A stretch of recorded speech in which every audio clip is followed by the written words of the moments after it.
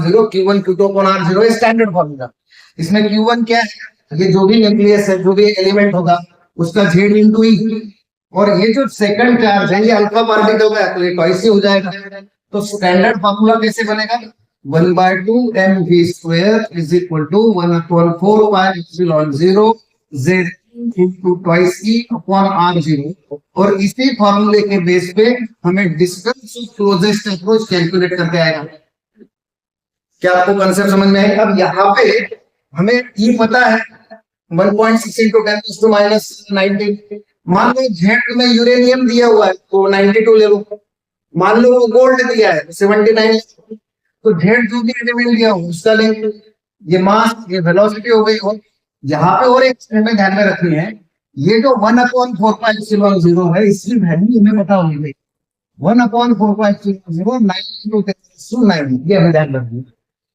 1/4πε0 की वैल्यू होती है 9 × 10⁹ newton metre square upon coulomb square, ऐसा इसका यूनिट है। 1/4πε0 की वैल्यू हमें अच्छे से पता होनी चाहिए, 9 × 10⁹ newton metre square upon coulomb square. क्या लेक्चर सही चल रहा है? क्या अच्छे से, क्या समझ में आ रही है कंसेप्ट? हेलो, अरे जल्दी से मैसेज भेजो, लेक्चर अच्छे से हो रहा है क्या? लेक्चर में क्लियरिटी है? लेक्चर में क्लियरिटी है क्या? ओके, ठीक है, तो आगे बढ़ते हैं। तो ये हो गया बेसिक फॉर्मूले। और हमारे पास दूसरा फॉर्मूला क्या है, 1/λ is equal to R into bracket 1/p² minus p²। ये भी हमें 1/λ is equal to R into bracket 1/p² minus 1/q²। अगर R क्या है, it is Rydberg constant 1.097 × 10⁻⁷ metre inverse, ये रेडबर्ग कांस्टेंट है। P क्या है, ये लोअर ऑर्बिट है, लोअर ऑर्बिट नंबर है, और Q एक हायर ऑर्बिट नंबर है। जब इलेक्ट्रॉन हायर ऑर्बिट से लोअर ऑर्बिट पे आएगा तो वो एनर्जी रेडिएट करेगा, और energy radiated is in the form of radiation, is in the form of radiation of wavelength lambda. Electron जब हायर ऑर्बिट से लोअर ऑर्बिट पे आएगा तो वो एनर्जी रेडिएट करेगा, और जो एनर्जी रेडिएट करेगा उसकी वेवलेंथ हम इस फॉर्मूले से निकालेंगे। क्या बात समझ में आ गई? अरे भाई, इलेक्ट्रॉन जब हायर ऑर्बिट से लोअर ऑर्बिट पे आएगा तो वो एनर्जी रेडिएट करेगा। ये जो रेडिएशन है इसकी वेवलेंथ लेंगे, ये लोअर ऑर्बिट, ये higher orbit, R into bracket 1/p² minus 1/q²। सही है? अब मान लो लोअर ऑर्बिट की एनर्जी E1 है और हायर ऑर्बिट की एनर्जी E2 है। जो एनर्जी लेवल डायग्राम हमने देखा था वहां पे एनर्जी के फॉर्मूले भी हमने देख लिए। तो लोअर ऑर्बिट की एनर्जी E1 है, हायर ऑर्बिट की एनर्जी E2 है, तो चेंज इन एनर्जी होगा। तो उसका फॉर्मूला भी हमें लगने वाला है, चेंज इन एनर्जी का फॉर्मूला होता है 13.6, change in energy 13.6 Z² 1/p² minus 1/q²। इस चैप्टर में फॉर्मूले ज्यादा इंपॉर्टेंट है। Change in energy 13.6 Z² into bracket 1/p² minus 1/q²। क्या बात समझ में आई? हेलो, बात समझ में आ रही है? कंटिन्यू करें क्या? हेलो, जल्दी से मैसेज अपडेट करो ताकि आगे कंटिन्यू करें।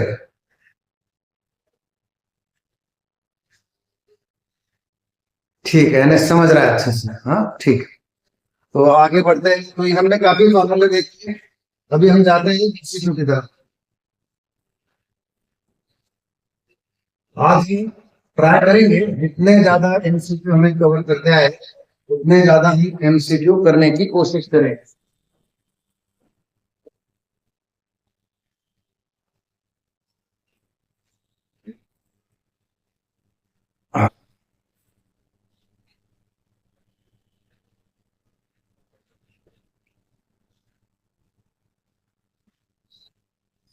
क्या स्क्रीन अच्छे से दिखाई दे रही है? क्या हेलो, क्या स्क्रीन अच्छे से दिखाई दे रही है?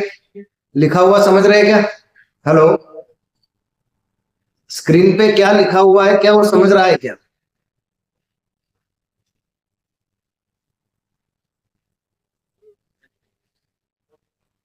स्क्रीन पे क्या लिखा हुआ है वो अच्छे से समझ रहा है क्या? हाँ ठीक है, चलो तो स्टार्ट करते हैं। पीवाईक्यू स्टार्ट करते हैं। देखो पहला पीवाईक्यू ले रहे हैं, ध्यान दो।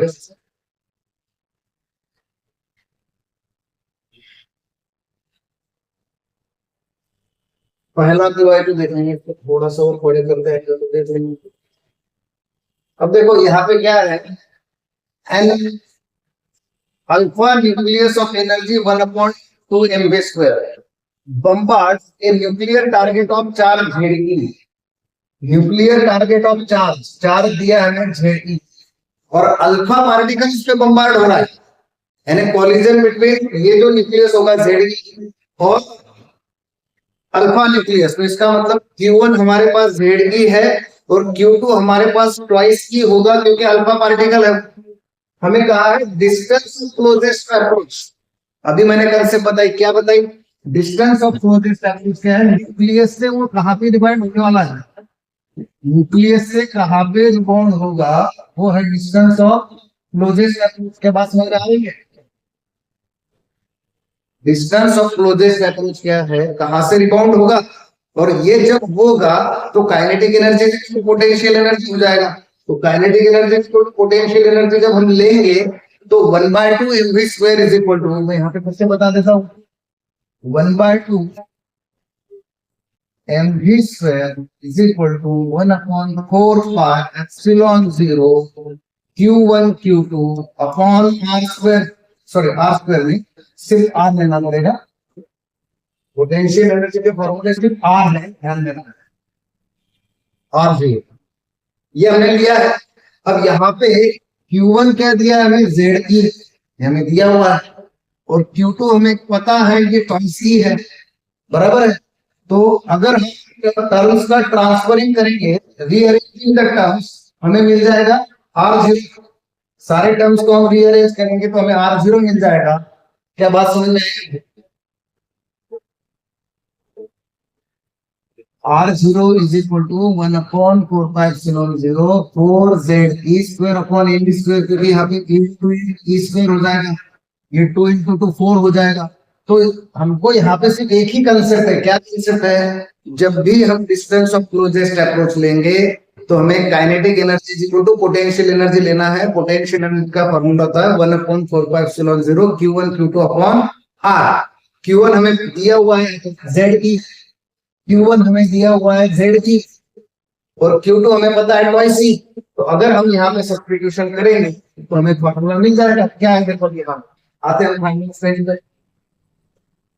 यहाँ पर देखो ध्यान दो, अब ये फाइनल स्टेज पे हम क्या करेंगे, हमें ये फॉर्मूला ध्यान में देना है।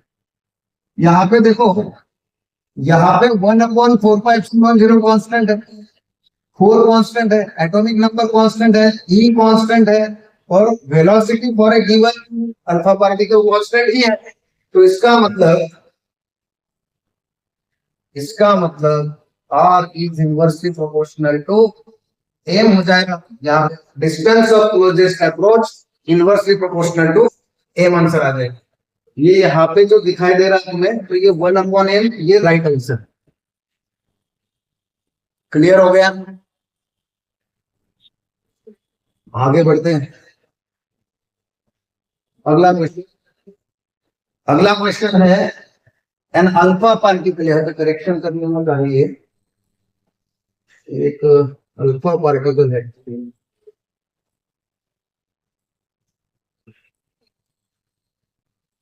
तो ये है अल्फा पार्टिकल। ठीक, an alpha particle of energy 5 mega electron volt. JEE Mains का क्वेश्चन है, alpha particle of energy 5 mega electron volt scattered हुआ है 180 डिग्री से और यहाँ पे यूरेनियम न्यूक्लियस दिया है और डिस्टेंस ऑफ क्लोजेस्ट अप्रोच पूछा है।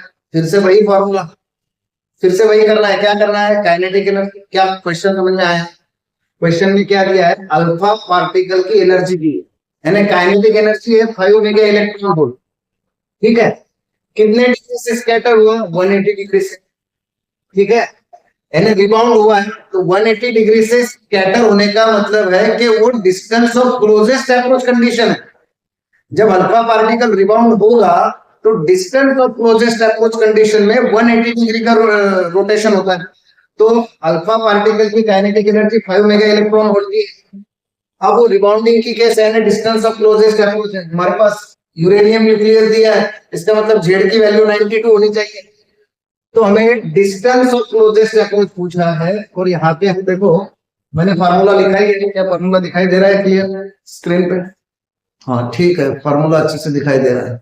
तो देखो यहाँ पे काइनेटिक एनर्जी जो है, काइनेटिक एनर्जी जो है वो 5 मेगा इलेक्ट्रॉन वोल्ट दी है। अब ये हमें ऑलरेडी पता है कि 1/4πε0, देखो मैं 5 मेगा इलेक्ट्रॉन वोल्ट को पहले तो 10⁶ से मल्टीप्लाई कर देता हूँ, ये हो गया electron volt. 5 mega electron volt को मैंने 10⁶ से मल्टीप्लाई किया तो मेगा का नॉर्मल हो गया, तो ये हो गया इलेक्ट्रॉन वोल्ट। और इलेक्ट्रॉन को मुझे जूल में कन्वर्ट करना है तो 1.6 इंटू 10⁻⁹ लेना पड़ेगा, ये हो गया जूल में कन्वर्शन। अब 1/4πε0 ये जो वैल्यू है ये 9 इंटू 10⁹ इस साइड में होती है। अब हमारे पास जेड दिया है 92, जेड 92 है, ये 2 है जितने, और ये इसमें यानी 1.6 इंटू 10⁻⁹ का स्क्वायर हो जाएगा। 1.6 इंटू 10⁻⁹ का स्क्वायर अपॉन R0। ये सारा कैलकुलेशन आप अगर करेंगे तो final answer comes to be ये प्रोपोर्शनल टू 10⁻⁻12 आएगा। R0 लगभग 5.3 इंटू 10⁻⁻12 सेंटीमीटर इस तरह से आता है। इसका मतलब ये जो क्लोजेस्ट डिस्टेंस ऑफ अप्रोच है इसकी जो ऑर्डर हो गई वो हो गई 10⁻12। तो हमने पहले जो दो प्रॉब्लम देखे वो क्लोजेस्ट डिस्टेंस ऑफ अप्रोच के थे।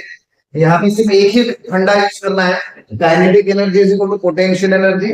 पोटेंशियल एनर्जी का फॉर्मूला हमें पता होना चाहिए 1/4πε0 Q1 Q2 upon R। Q1 हमें दिया हुआ होगा Ze के फॉर्म में, कोई न्यूक्लियस दिया होगा यूरेनियम या गोल्ड या कुछ भी, और अल्फा पार्टिकल है तो Q2 ऑलरेडी हमें पता है ट्वाइस ही, तो बस हमें फॉर्मूले लगाने हैं और कैलकुलेशन करके आंसर निकालना है। तो मैं समझ रहा हूँ कि ये आपको अच्छे से समझ गया होगा। अगला क्वेश्चन देखो। अब अगला क्वेश्चन देखो अच्छे से, ये जो जेईई मेंस का क्वेश्चन ये 2022 का जेईई मेंस का क्वेश्चन है, 2022। पढ़ो अच्छे से क्वेश्चन, क्या क्वेश्चन दिखाई दे रहा है?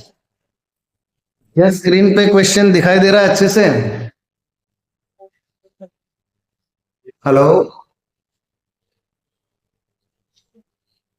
Could you please message?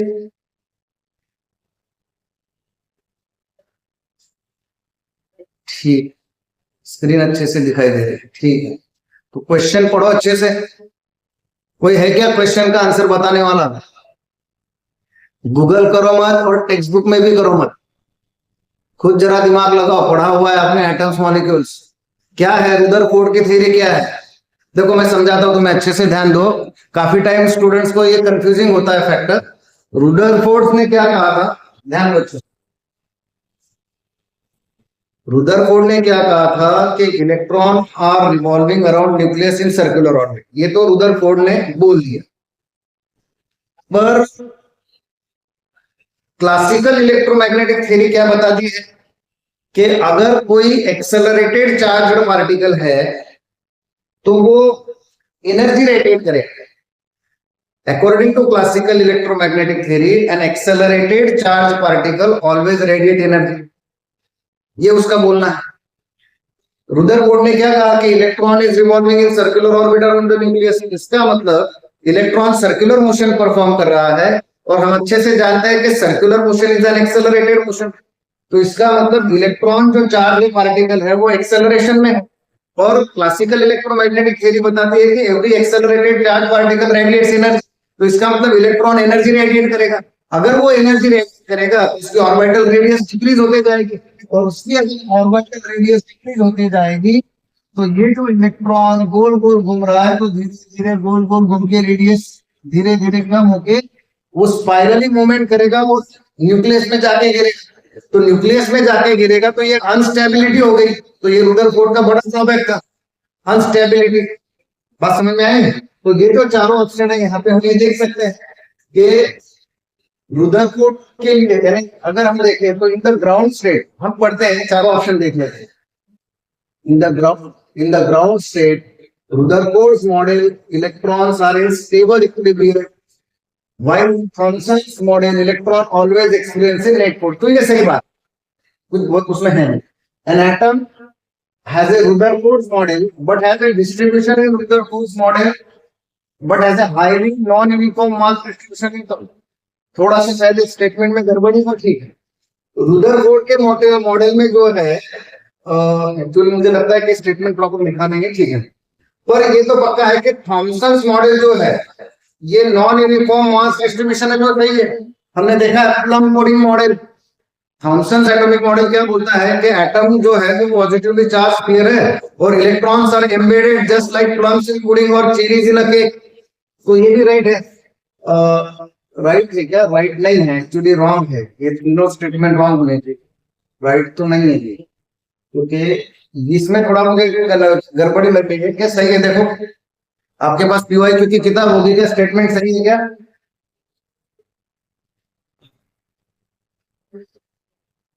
Statement मुझे, मेरे पास पीवाईक्यू की किताब नहीं है, ठीक है, मैं देखता हूँ, पर ये स्टेटमेंट भी रॉन्ग ही है कि electron always experiences net force, क्योंकि एटम ऐसे इलेक्ट्रिकली न्यूट्रल होता है तो नेट फोर्स तो नहीं लगेगा।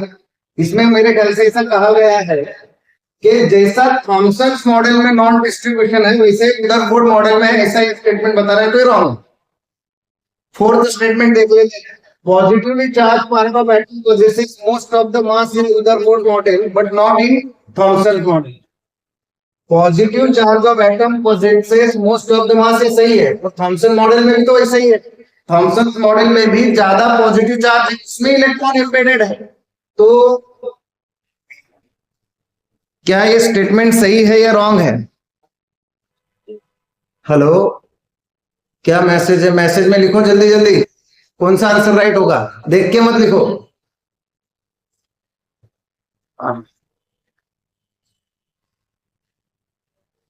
कौन सा करेक्ट है? अच्छा, काफी लोगों ने आंसर तो दे दिए। क्वेश्चन करेक्ट का है या इनकरेक्ट का थोड़ा सा परेशानी थी इसमें, शायद कुछ लिखने में परेशानी है। A classic model on Rutherford model doomed into collapse, ये तीसरा ऑप्शन भी चेक कर लेना एक बार। मैं थोड़ा सा इसके आगे बढ़ता हूँ क्योंकि मुझे थोड़ा गड़बड़ी लग रहा है इसमें टाइपिंग में। अब इसको देख लेते हैं। अब ये देखो अच्छे से, क्वेश्चन पढ़ो। The graph which depicts the result of Rutherford's gold foil experiment with alpha particle, alpha scattering angle and क्या है y, number of scattered particles rejected, ठीक है। एक्चुअली इस ग्राफ में ऐसा कहा गया है, इस ग्राफ में ऐसा कहा गया है कि एक्स एक्सिस पे स्कैटरिंग एंगल है, एक्स एक्सिस पे स्कैटरिंग एंगल है और y एक्सिस पे number of scattered alpha particles है। एक्स एक्सिस पे स्कैटरिंग एंगल है अल्फा पार्टिकल का और y एक्सिस पे number of scattered alpha particle है, तो उसका रिलेशन ऐसे होता है, number of scattered alpha particle is inversely proportional to 4 sin raised to 4 theta by number of alpha particles scattered in Rutherford's experiment is inversely proportional to 1 upon sin raised to 4 theta by 2। ये formula अब यहाँ पे clear कर दिखाई दे रहा है। जैसे जैसे ये एंगल बढ़ेगा तो साइन की वैल्यू बढ़ेगी, जैसे जैसे थीटा बढ़ेगा तो साइन की वैल्यू बढ़ेगी। तो साइन की वैल्यू अगर बढ़ी तो नंबर ऑफ अल्फा पार्टिकल क्या हो जाएंगे, कम हो जाएंगे, क्योंकि इनवर्सली रिलेशन है। तो इसका मतलब अगर ऐसा है तो ये ग्राफ दिखा रहा है, जैसे जैसे स्कैटरिंग एंगल बढ़ते जाएगा, जैसे जैसे स्कैटरिंग एंगल बढ़ते जाएगा नंबर ऑफ स्कैटर्ड पार्टिकल्स कम होते जाएंगे, जैसे जैसे स्कैटरिंग एंगल बढ़ते जाएगा नंबर ऑफ अल्फा पार्टिकल कम होते जाएंगे। तो इसका ऑप्शन ये right, this is right option B. या ये क्वेश्चन समझ में आया क्या सबको? हेलो,